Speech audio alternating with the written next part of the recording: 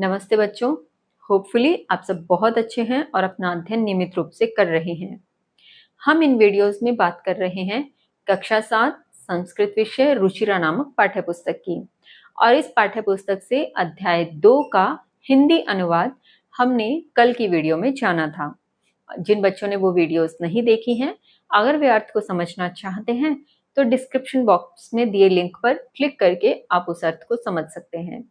आज हम करेंगे अध्याय 2 के अभ्यास कार्य को। अभ्यास कार्य में आपके क्या दिया हुआ है, आइए जानते हैं। अभ्यास कार्य में सबसे पहले आपके दिया हुआ है उच्चारणम कुरुत, अर्थात उच्चारण कीजिए। फूलो उत्पल्लम अवलंब्य पक्त्वा कम्बुग्रीवः आवाभ्याम भक्षिष्यामि उक्तवान ह्रदम सुहृदाम। अब बच्चों यहाँ आपको विशेष रूप से ध्यान देना है, ये ह्रदम है और ये सुहृदाम है। ये जो अंतर हमें प्रोनाउंसिएशन में दिख रहा है वो इसके कारण, इसके यदि वर्ण विच्छेद करेंगे तो क्या बनेगा, हकार प्लस रकार प्लस अ, तो ये बन जाएगा ह्र, ठीक है। लेकिन इसके जब आप वर्ण विच्छेद करेंगे तो ये बनेगा हकार प्लस री, री जो कि एक स्वर है, हकार प्लस री, तो ये प्रोनाउंसिएट होगा ह्री, ये होगा ह्र, ये होगा ह्री। तो ये उच्चारण जरूर करके देखिएगा और अच्छे से इसको सीखिएगा। तो ये हो जाएगा ह्रदम, ये हो जाएगा सुहृदाम, ठीक है। भवद्भ्याम उड्डीयते भ्रष्टः, इसके आगे आपके हैं एक पदेन उत्तरत, यानी एक पद में अर्थात एक शब्द में उत्तर दीजिए। कूर्मस्य किम नाम आसीत, कछुए का क्या नाम था, कछुए का नाम क्या था, कम्बुग्रीवः। फिर है सरस तीरे के आगच्छन, तालाब के किनारे कौन आए, कौन आए थे, मछुआरे, जिन्हें संस्कृत में अगर उत्तर देंगे तो क्या बोलेंगे, धीवराः। फिर है कूर्मः केन मार्गेन अन्यत्र गंतुम इच्छति, कछुआ किस मार्ग से दूसरी जगह जाना चाहता था, अन्यत्र जगह जाना चाहता था, आकाश मार्ग से। तो संस्कृत में क्या लिखेंगे, आकाश मार्गेन। उसके पश्चात है लंबमानम कूर्मम दृष्ट्वा के अधावन, यानी लटकते हुए कछुए को देखकर कौन दौड़े, लटकते हुए कछुए को देखकर उसके पीछे कौन दौड़े थे, पोरहा, यानी ग्वाल बाल जो थे, ग्वाले उसके पीछे दौड़े थे। फिर आपके प्रश्न आ रहा है अधोलिखित वाक्यानि कह कम प्रति कथ्यति इति लिखत, यानी नीचे कुछ वाक्य दिए गए हैं, ये वाक्य किसने किस से कहे हमें ये बताने हैं।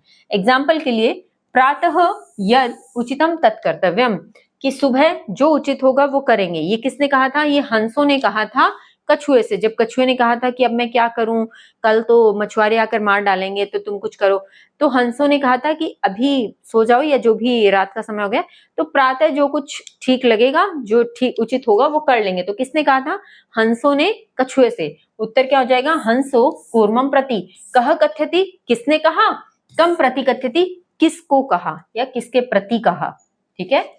उसके पश्चात अब हमें बताना है, ये तो एग्जाम्पल दिया हुआ था, अहम भवद्भ्याम सह आकाश मार्गेन गंतुम इच्छामि, मैं तुम्हारे साथ आकाश मार्ग से जाने की इच्छा रखता हूँ। किसने कहा था, कछुए ने हंस से कहा था। तो उत्तर क्या हो जाएगा, कूर्मः हंसो प्रति, ठीक है। फिर है अत्र कह उपायः, कि यहाँ क्या उपाय है। जब कछुए ने ये कहा कि मैं आकाश मार्ग से तुम्हारे साथ जाना चाहता हूँ, तो वो हैरान हुए और उन्होंने पूछा इसमें क्या उपाय क्या है इसका। तो हंसों ने कछुए से कहा, हंसो कूर्ममः कूर्मम अहम उत्तरम न दास्यामि, मैं उत्तर नहीं दूंगा। ये किसने कहा, जब हंसों ने कहा था कि तुम अगर आकाश मार्ग से हमारे साथ चलोगे तो नीचे लोग देखकर कुछ बोलेंगे और फिर तब तुम उसका प्रत्युत्तर देने लगोगे, तुम गिर जाओगे और मारे जाओगे। तो कछुआ बहुत क्रोधित हुआ, बोला कि मैं कोई मूर्ख थोड़ी हूं जो ऐसे करूंगा, तो मैं उत्तर नहीं दूंगा। ये किसने कहा था, ये कछुए ने हंस से कहा था, हंसों से कहा था। तो कूर्मः हंसो प्रति। उसके पश्चात है यूयम भस्म खादत, तुम सब भस्म खाओ, किसने कहा, जब ग्वाल उसके पीछे दौड़े, लटकते हुए कछुए को देखकर उसके पीछे दौड़े और ग्वाल वहां के अलग अलग बातें कर रहे थे। कोई कह रहा था घर ले जाकर खाऊंगा, कोई कह रहा था तालाब के किनारे ही पकाकर खा जाऊंगा, और कोई कह रहा था गिरते ही मारकर खा जाऊंगा। तो इस प्रकार जब कछुए ने सुना तो वो क्रोधित हो गया और क्रोधित होकर तुरंत उसके मुंह से क्या निकला, तुम सब भस्म खाओ। तो किसने कहा था, कछुए ने कहा था। और किसको कहा था, ग्वालों को यानी पोरों को। तो कूर्मः पोरान, ये इसका उत्तर हो जाएगा। इसके आगे चलते हैं, आपके क्या प्रश्न दिया हुआ है। आगे आपके है मंजूषात क्रियापदम चित्वा वाक्यानि पूरयत। नीचे कुछ क्रियापद दिए हुए हैं इस बॉक्स में, उन क्रियापदों से उचित क्रियापद चयन करके ढूंढ करके हमें फिलिंग द ब्लैंक्स में भरना है।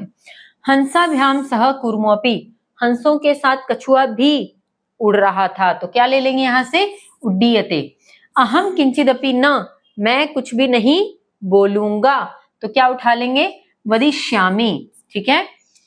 यह हित कामानाम सुहृदाम वाक्यान, कि जो हित चाहने वालों के या सुहृदय वालों के, विनम्र हृदय वालों के वाक्यों का अभिनंदन नहीं करता, तो न तो लिखा ही हुआ है और यहां से क्या उठा लेंगे, अभिनंदती। उसके पश्चात है एकः कुर्मः अपि तत्रैव, एक कछुआ भी वहां रहता था, तो क्या आ जाएगा, प्रतिवस्ति स्म।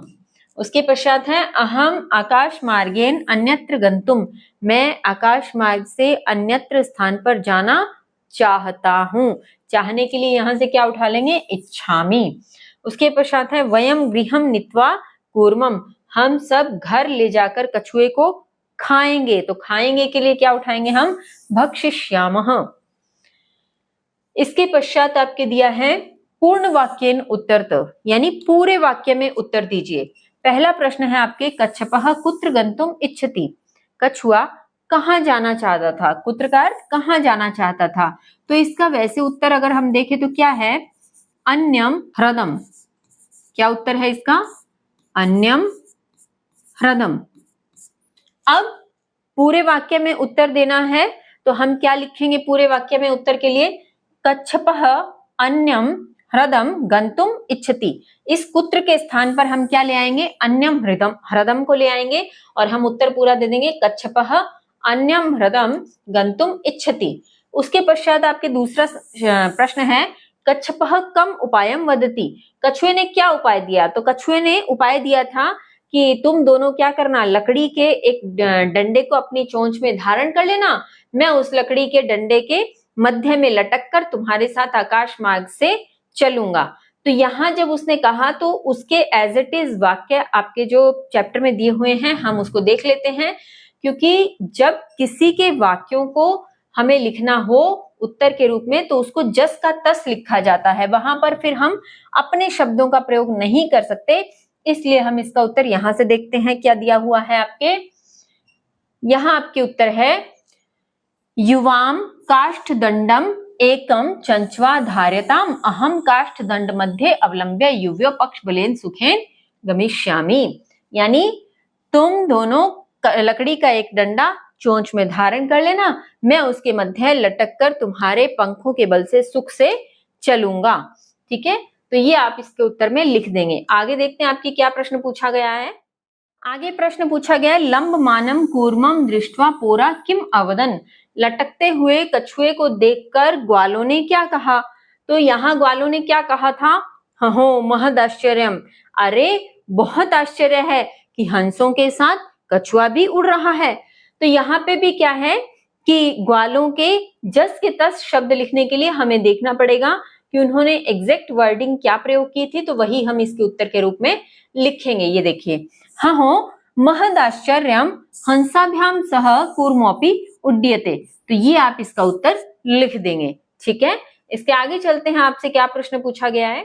इसमें अंतिम प्रश्न है आपके कूर्मः मित्र्यो वचनम विस्मृत्य किम अवदत्, कि कछुए ने मित्रों के वचन को भूलकर क्या कहा, उसने कहा था यूयम भस्म खादत, यूयम भस्म खादत, कि तुम सब क्या करो, भस्म खाओ। अब इसका पूरे वाक्य में उत्तर आप कैसे देंगे, ये किम शब्द उत्तर देते समय आप हटा देंगे और आप लिखेंगे कूर्मः मित्रयोः वचनम विस्मृत्यावदत् यूयम भस्म खादत, और इस यूयम भस्म खादत को आप इन्वर्टेड कोमा में डाल देंगे क्योंकि ये कछुए के शब्द थे। ठीक है, तो आगे चलते हैं।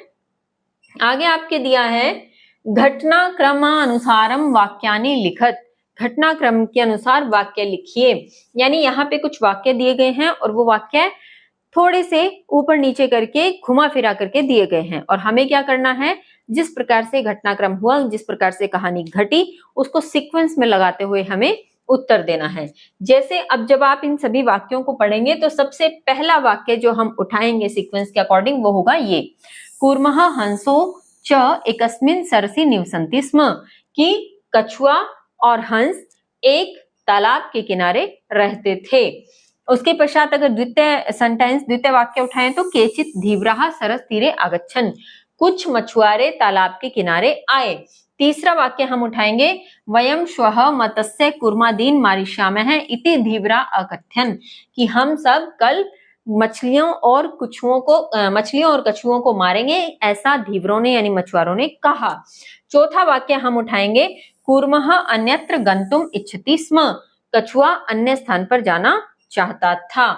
उसके पश्चात पांचवा वाक्य हम उठाएंगे, कूर्मः हंस्योः सहायतया आकाश मार्गेण अगच्छत्, हंसों ने कछुए की सहायता आकाश मार्ग से ले जाकर की।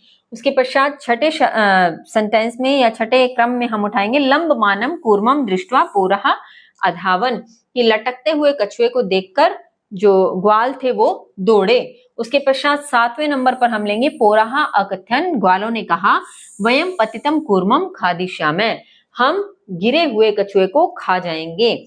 और अंतिम वाक्य हम इसमें लेंगे, कूर्मः आकाशात् पतितः पोरे मारितश्च, कछुए को आकाश से गिरे हुए कछुए को ग्वालों ने मार दिया। ठीक है, इस प्रकार से हम इस घटनाक्रम को सीक्वेंस में यानी क्रम के अनुसार लिख देंगे। अब आपके प्रश्न है आगे, मंजूषात् पदानि चित्वा रिक्त स्थानानि पूरयत्, कि नीचे दिए गए पदों में से चुनकर रिक्त स्थान की पूर्ति करनी है। तो ये कुछ शब्द दिए गए हैं इस बॉक्स में हमें। अब बच्चों यहाँ पे आपके एक छोटी सी स्टोरी ही एक तरह से और दी हुई है और हमें उस स्टोरी में यहाँ से उचित शब्दों को उठा करके भरना है और उसको पूरा करना है। पढ़ते हैं क्या है ये, एकस्य वृक्षस्य शाखासु अनेके काकाः वसन्ति स्म, एक वृक्ष की शाखा पर अनेक कौवे रहते थे। तस्य वृक्षस्य फिलिंग द ब्लैंक, अब एक बार के लिए मान के चलते हैं कि एक खाली स्थान है। तस्य वृक्षस्य खाली स्थानः एकः सर्पः अपि अवसत्, तस्य उस वृक्ष के खाली जगह एक सर्प भी रहता था। तो वृक्ष के किस में रहेगा सर्प, कोटर में यानी बिल में, इस प्रकार से रहेगा। तो यहां से हम क्या शब्द उठा लेंगे, कोटरे, तो फिर क्या बन जाएगा, उस वृक्ष के कोटर में एक सांप भी रहता था। काका नाम अनुपस्थितो खाली स्थान काका नाम शिशुनो खादति स्म, कौओं की अनुपस्थिति में कौओं के शिशुओं को खाता था। अब कौन खाएगा, उसके कोटर में रह कौन रहा है, सर्प रह रहा है। तो हम यहाँ से क्या उठा लेंगे, सर्पः, हम क्या उठा लेंगे, सर्पः। तो कौओं की अनुपस्थिति में सांप कौओं के शिशुओं को खा जाता था। काकाः खाली स्थान आसन, कौवे हो जाते थे, हो गए, क्या होंगे, अब उनके बच्चों को अगर कोई खाएगा, सांप खाएगा तो वो क्या होंगे, दुखी होंगे। तो यहाँ से हम क्या उठा लेंगे, दुखितः, क्या उठाएंगे, दुखितः, काकाः दुखितः आसन, कौवे दुखी हो गए। तेषु एकः खाली स्थान काका है उपायम खाली स्थान, अब इसमें क्या है, तेषु उनमें से एक, कौवे ने उपाय, अब एक कौवे ने उपाय, किस कौवे ने, तो यहां से कुछ हम सोचने की कोशिश करें तो जलाशय कौवे ने, अचिंत्य कौवे ने, नहीं वृद्ध कौवे ने, ये लग रहा है। तो हम यहां से ये उठा लेंगे, वृद्धः, यहां लगा देंगे, वृद्ध कौवे ने उपाय क्या करा, सोचा। अब सोचने के लिए यहाँ क्या दिया हुआ है, अचिंत्यत, उनमें से एक वृद्ध कौवे ने उपाय सोचा। वृक्षस्य खाली स्थान जलाशय आसीत, वृक्ष के जलाशय था। अब वृक्ष के जलाशय था यानी हम इसकी अगर हिंदी बनाने की कोशिश करें तो वृक्ष के पास जलाशय था। तो यहां से क्या उठा लेंगे, समीपे, वृक्ष के पास में जलाशय था। तत्र एका राजकुमारी स्नातुम खाली स्थान आगच्छति स्म, वहां एक राजकुमारी स्नान के लिए आती थी। कहाँ आती थी, जलाशय पर ही आएगी। अभी हमने बात की थी कि वृक्ष के पास क्या था, जलाशय था। तो यहाँ पे हम क्या उठा लेंगे, जलाशयम शब्द को उठाकर यहाँ रख देंगे। उसके बाद है शिलायाम स्थितम तस्या आभरणम खाली स्थान एकः काकः वृक्षस्य ऊपरी अस्थाप्यत, कि शिलायाम, शिला पर, शिला यानी पत्थर पर, वहां आसपास कुछ पत्थर थे, तो पत्थर पर स्थित उसके, तस्या मैंने उसके, आभरणम मैंने आभूषण, किसके, उस राजकुमारी के, जो वहां स्नान के लिए आई थी, तो वो क्या कर रही थी कि स्नान करने जाने से पहले अपने आभूषण उतारकर एक पत्थर पर रख देती थी, जो वहां पे एक पत्थर या एक शिला थी, तो उस पत्थर पर उसने आभूषण रखे होते। हुआ क्या कि शिला पर स्थित यानी पत्थर पर स्थित उसके आभूषणों को अब यहाँ खाली स्थान मान के चले तो एक कौवा वृक्ष के ऊपर चला गया या स्थापित जाकर के स्थापित हो गया। अब लेकर ही जाएगा ना, लेकर के लिए हम क्या लेंगे? अब दो ही तो शब्द बचे, एक वृक्षस्य एक आदाय। वृक्षस्य तो यहाँ पे दिया ही हुआ है इस वाक्य में, तो हमारे पास बचा क्या शब्द? आदाय, तो हम यहाँ आदाय भर देंगे। अब इसकी हिंदी क्या बनेगी कि पत्थर पर स्थित उसके आभूषण लेकर, आदाय का अर्थ क्या होता है? लेकर। एक कौवा वृक्ष के ऊपर स्थापित हो गया या जाकर बैठ गया। राज सेवकः काकम अनुसृत्य। अब हमारे पास एक ही तो बचा है ये शब्द यहाँ पे वृक्षस्य, तो हम वो यहाँ भर देंगे। और अब इसकी हिंदी देखते हैं। राज सेवकः, राज सेवक यानी जो राजा के सेवक थे, उन्होंने कौवे का अनुसरण किया। यानी कौवा जब आभूषण चोंच में लेकर उड़ रहा था, वृक्ष की तरफ जा रहा था, तो राज सेवकों ने उसे देख लिया था और राज सेवक उसका पीछा करते हुए वृक्षस्य समीपम आगच्छन्, वृक्ष के समीप आ गए। तत्र ते तं सर्पम च आमारन, वहां उन्होंने उस सांप को मार दिया। अतः एवोक्तम, इसलिए कहा गया है, ऐसा कहा गया है, उपायन सर्वम सिद्ध्यति, की उपाय से सब सिद्ध हो जाता है, यानी उपाय निकाले तो सब सिद्ध हो जाता है। अब आपके कुछ एक ध्यातव्य बिंदु दिया हुआ है, उसको भी हम देख लेते हैं क्या कह रहे हैं। इयं कथा पंचतंत्रम इति ग्रंथात् संपादितम कृत्वा उद्धृता, यानी यह जो कथा है पंचतंत्र नामक ग्रंथ से संपादित करके यहाँ उद्धृत की गई है। यानी पंचतंत्र एक ग्रंथ का नाम है बच्चों, और उस ग्रंथ में कुछ कहानियां हैं, और उसी में से एक कहानी आपको यहाँ अध्याय के रूप में दी गई है। पंचतंत्रस्य लेखकः विष्णु शर्मा, पंचतंत्र नामक जो ग्रंथ की बात हमने पहली पंक्ति में की, उस ग्रंथ के लेखक कौन है? विष्णु शर्मा। पंचानाम तंत्रानाम समाहारः पंचतंत्रम इति, पांच तंत्रों का समाहार यानी समूह, पांच तंत्रों का समूह होने के कारण इसे क्या कहते हैं? पंचतंत्र कहते हैं। अतः पंचतंत्रस्य पंच भागा सन्ति, इस प्रकार पंचतंत्र के कितने भाग हो गए? 5 भाग। और उन 5 भागों के नाम क्या हैं? मित्रभेद, मित्रलाभ, संधि विग्रह, लब्ध प्रणाश, अपरीक्षित कारक, ये 5 उन भागों के नाम हैं। उसके आगे दिया है अस्मिन् पाठे अनवसरे भाषणेन कथम सर्वनाशः भवतीति दर्शितम।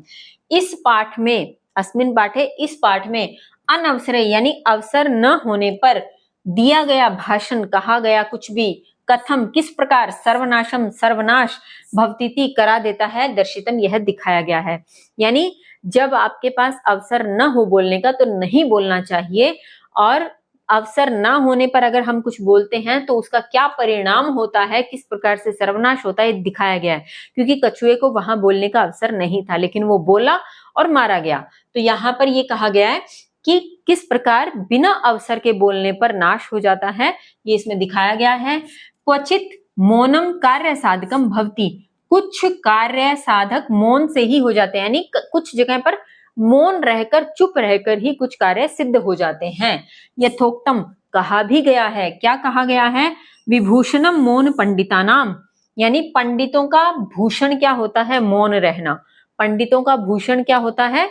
भूषण यानी आभूषण कह सकते हैं आप इसको, कि पंडितों का सबसे सुंदर आभूषण क्या है? कि वो मौन रहे, मौन रहना उनका आभूषण है, गहना है।